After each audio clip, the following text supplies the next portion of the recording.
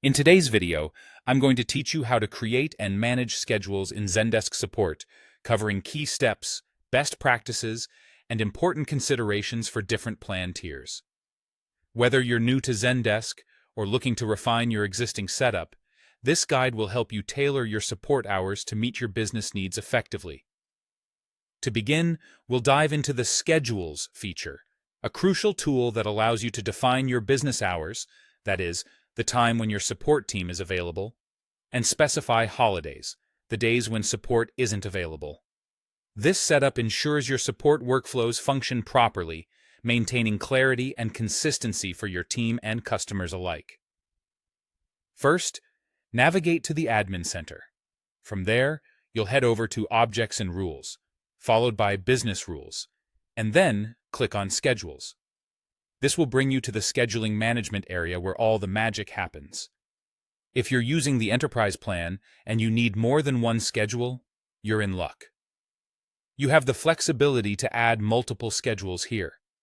Simply click on Add Schedule, where you'll be prompted to give your new schedule a name and choose an appropriate time zone. This feature is particularly useful for businesses operating in multiple regions or time zones, allowing for tailored support specific to each locale. If you're on the professional plan, note that you can only set up one schedule. This means you'll need to carefully consider your core hours of operation to optimize customer coverage during your business's peak times. Next, it's time to set your weekly business hours. Here, you can drag or adjust time blocks for each day of the week to specify when your team will be available for customer support. For any days when your team is not available, you can simply mark those days as closed. This clear demarcation helps prevent customers from expecting service at those times. After establishing your regular business hours, you'll want to take note of holidays. Still under the same schedule, you'll find the option to click on Holidays, or an equivalent option, to add exceptions for dates when you're not available due to holidays or special occasions.